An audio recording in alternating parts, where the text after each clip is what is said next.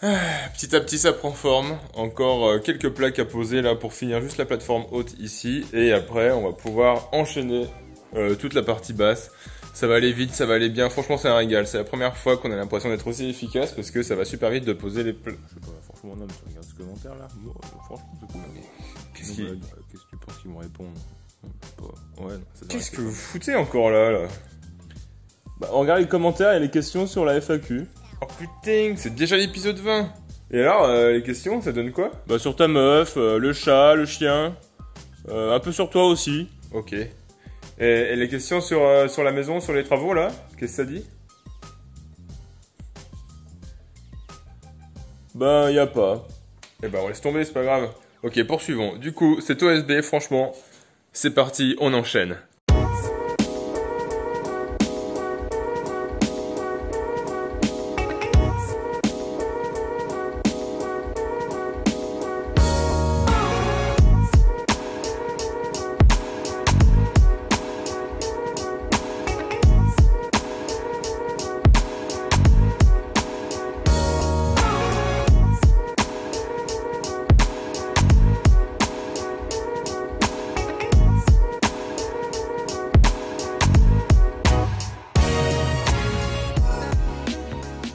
Bon, l'autre il raconte que des conneries, en fait il y a pas mal de questions sur la maison et les travaux.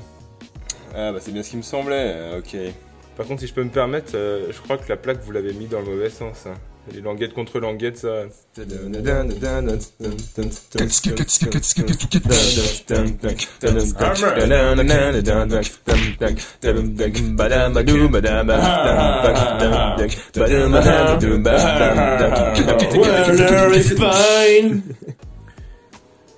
Bon du coup j'ai trié les questions pour créer un peu des thématiques. Ok.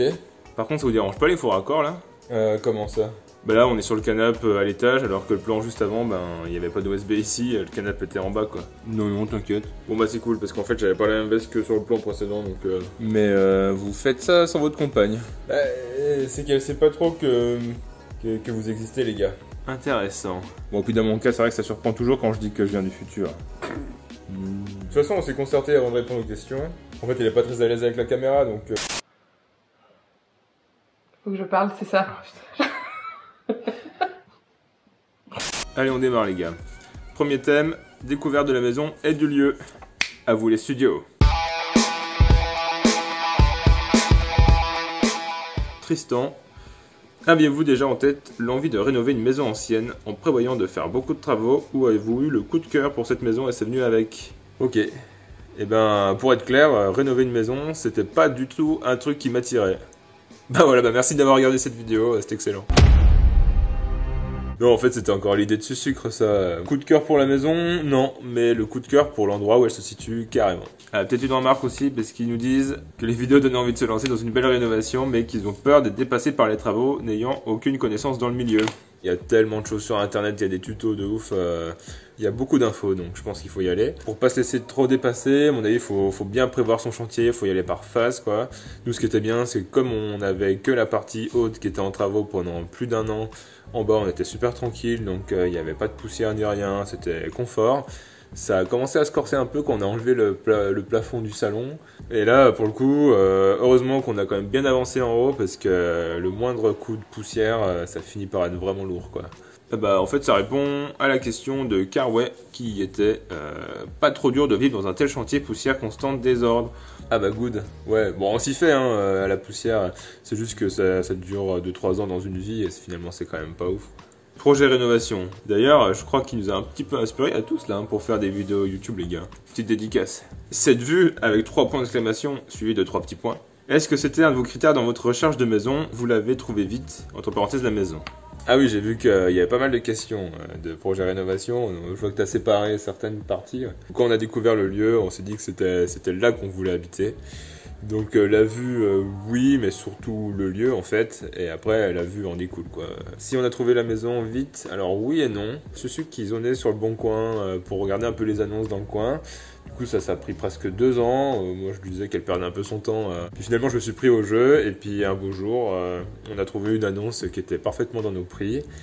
Et ça, c'était un mercredi soir que l'annonce a paru. Et le samedi, on était en train de visiter et on a fait l'offre dans la foulée. Donc là, pour le coup, Ça allait très vite. On a eu 2 jours pour solliciter les banques. Là, on a fait une offre sans savoir quel budget de travaux on pouvait mettre dedans, sachant que le prix initial était déjà assez haut. Kogi Rénovation, bah ça c'est encore un copain, on se suit mutuellement depuis un certain temps, non La question qui me taraude du coup, t'es à combien d'altitude? Eh salut Kogi. Eh ben précisément à 760 mètres d'altitude. Par contre on est en face du point culminant du Vercors et de l'autre côté il y a aussi un gros caillou là qui monte jusqu'à presque 3000 mètres. Quentin Guyet, une question sur l'exposition de la maison. Tu parles beaucoup isolation mais quid de l'orientation? Plein sud, ça c'était vraiment un critère de recherche important. Du soleil, on en veut toute l'année. Et en plus, la lumière, mes plantes en ont besoin pour bien se porter. Donc vraiment important comme tout. Par rapport à l'orientation de la maison sur le terrain, ça c'est vraiment génial parce qu'elle fait barrière au nord. Tout le terrain se déploie vers le sud. Et il y a juste à l'ouest un masque assez important qui est la dépendance. Mais au final, entre les 2 maisons, du coup, il y a une petite percée en ouest et c'est là où il y a la vue, donc ça fait une petite composition un peu idyllique. Il dit aussi, j'ai pas bien compris où est la chambre, vous dormez dans cette maison, vous dormez où dans cette maison peut-être? Miss Lily aussi dans le même genre qui nous dit, du coup vous dormez où maintenant que la chambre n'est plus? Bon bah je pense qu'on va partir sur le thème des plans. Oui c'est vrai que j'ai jamais présenté très clairement les plans, du coup on va faire ça maintenant. Alors, pour les plans. Donc la maison en fait elle est en forme de L, mitoyenne à l'est. On peut la partager en 3 parties quoi. Celle-ci, celle-là qui est la zone voûtée, et celle-là qui est la partie arrière. On rentre par ici en l'état, parce qu'en fait il n'y a pas de porte d'entrée bien distincte. Donc là on rentre par le jardin. On arrive à une grande pièce qui est à 80 cm au-dessus de toutes les autres. En l'état, il y avait un muret qui faisait un peu séparation avec la cuisine. Lui, on l'a viré assez vite parce qu'en fait il servait pas à grand chose. Quand on arrive au fond de la pièce, soit on va à gauche, soit on va en face. Si on descend de 80 cm ici, on arrive sous les voûtes avec 1 et 2 chambres. La salle de bain, un micro WC en l'état. Pendant très longtemps, on a dormi dans cette chambre-là. Il y a la porte-fenêtre qui était en sud, du coup c'était assez agréable. Et aujourd'hui, du coup, on a cassé ces 2 cloisons-là, donc il reste que la salle de bain et le WC au fond de la pièce voûtée. Ici, en partie nord, du coup, on est obligé de remonter les 80 cm pour redescendre les 80 cm ici. Il y a juste 2 chambres. On n'a jamais trop montré cette partie-là parce qu'en fait, c'est notre zone un petit peu intime, quoi. Et actuellement, on dort dans cette chambre-là. Alors c'est marrant parce qu'en fait, la maison, tout ce plan qu'on voit là, c'est une sorte de rez-de-jardin. Mais quand on arrive dans la partie nord, en fait, c'est carrément un étage au-dessus de la route puisque en dessous, il y a tout le garage. Donc là, on passe sur le plan de sous-sol. Donc en fait, on voit que toute la partie de la maison est enterrée. Il reste que le garage en nord et une cave qui fait l'emprise des gros murs du salon, quoi. Voilà pour l'existant. Pour la partie projet, du coup, on a 3 niveaux, donc on commence par le bas. Donc cette fois-ci, on va mettre une porte d'entrée qui est directement sur la rue, histoire qu'on puisse rentrer dans la maison correctement, quoi. On va avoir le garage qui est là, qu'on segmente, juste histoire de mettre qu'une seule voiture. Et la buanderie, on sait pas trop comment ça va être. Donc bref, on rentre par là, on grimpe les escaliers, et on se retrouve, du coup, à l'étage. Sur cette espèce d'entrée 2, là en fait c'est un palier où il y a toutes les portes, mais en gros on perd pas de place pour le couloir. Donc on trouve 2 chambres, un WC et une salle de bain. Entre temps du coup on a fait percer une nouvelle fenêtre dans ce mur là.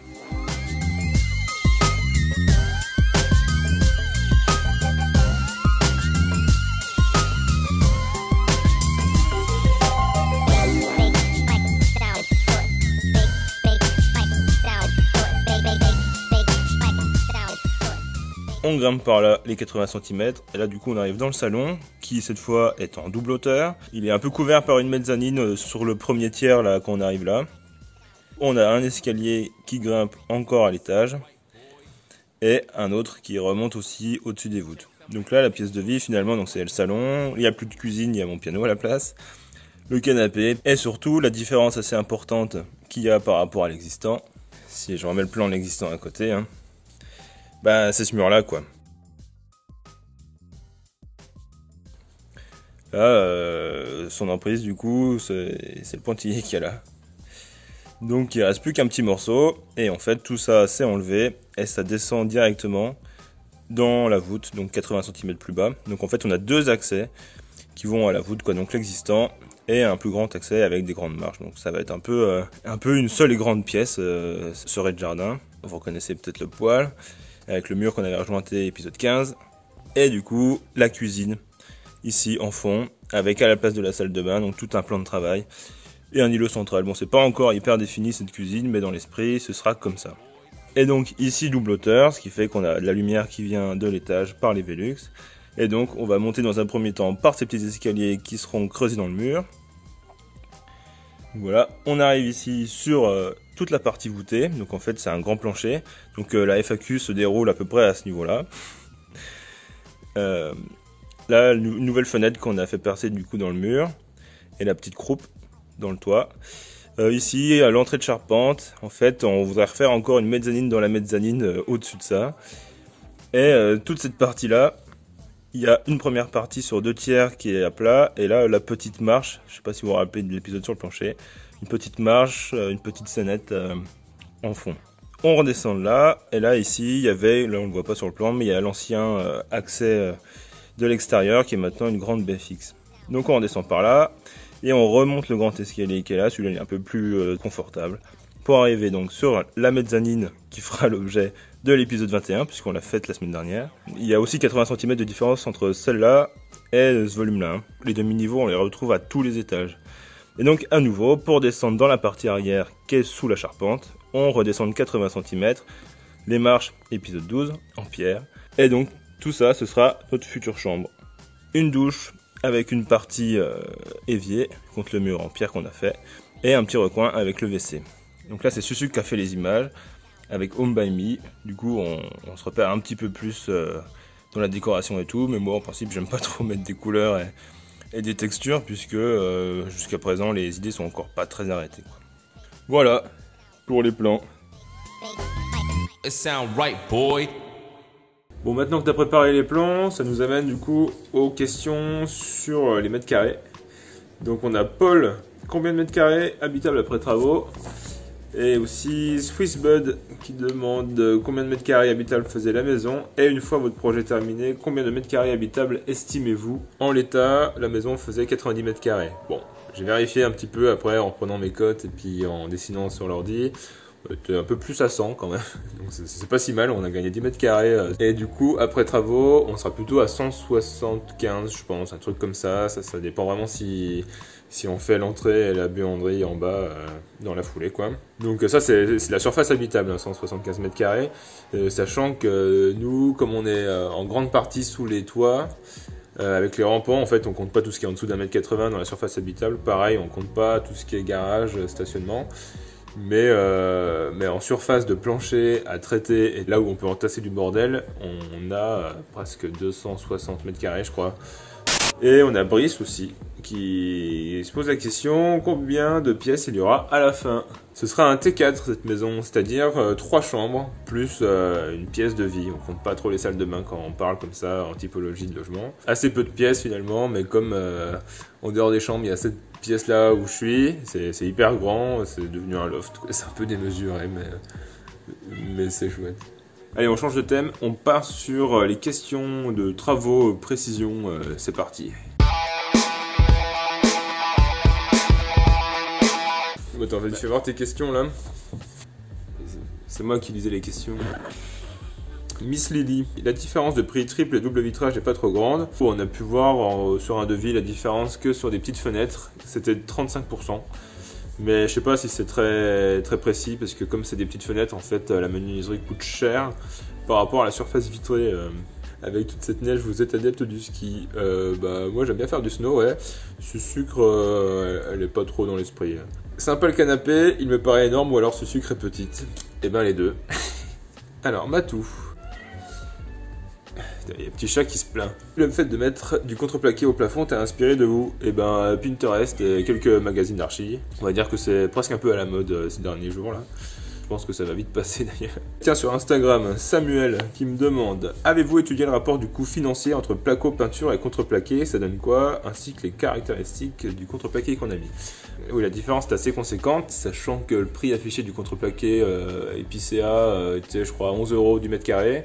Le placo, le moins cher qu'on a acheté nous, c'était 2 € du mètre carré. Mais je suis passé par la boîte et les fournisseurs où je travaille là. Et du coup, j'ai pu l'avoir pour 6,50 € du mètre carré. Donc finalement c'est pas beaucoup plus cher, moi dans mon cas, que le Pharmacell par exemple. Ensuite les caractéristiques d'une autre, et ben épaisseur 9 mm, du 125 par 250 cm. Et donc 9 mm facile à transporter parce que c'est plus léger, et puis bon c'est suspendu au plafond et on n'a pas besoin d'avoir trop d'épaisseur. Et deuxième question, pourquoi vous dégommez pas l'entrée? Bah parce qu'en fait on n'avait pas du tout prévu dans le budget.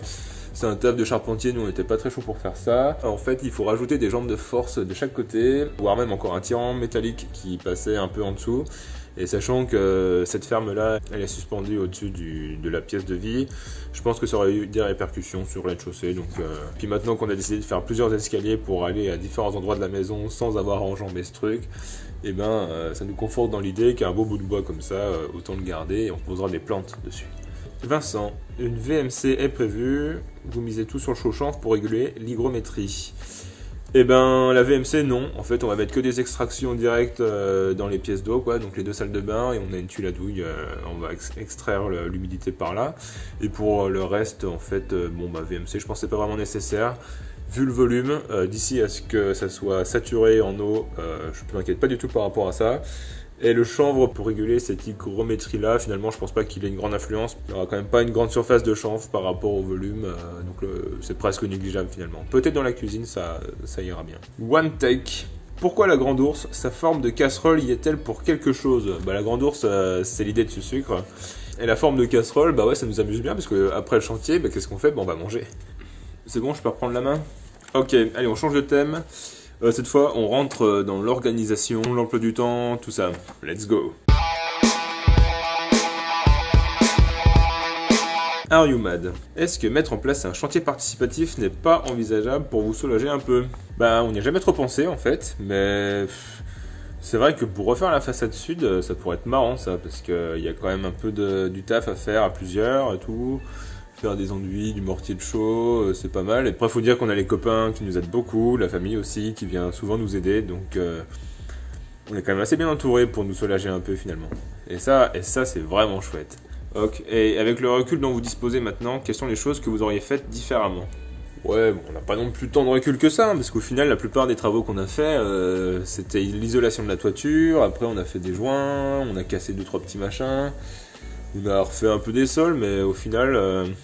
Si pour le plafond quand même, je pense qu'il y a un truc qu'on aurait dû faire, c'est de passer une huile blanchissante sur le contreplaqué, parce que au moins pour essayer de figer un minimum la couleur, parce que ça jaunit assez vite sur la première partie. Je pensais pas que ça jaunirait aussi vite sur sucre non plus. Tant pis, on verra si on repasse une couche plus tard, mais vu la hauteur, ça va être un peu chiant. Pour les fenêtres, les 2 chambres du fond, elles sont en double vitrage celles-là. Je pense qu'on aurait dû les passer en triple pour vraiment qu'elles soient bien isolées celles-là, parce qu'elles vont avoir peu de chauffage au final. Après, question planning. Wouchou, c'est quoi votre planning 2021? Vous prévoyez quoi pour l'extérieur? Les gens qui veulent savoir hein, pour l'extérieur.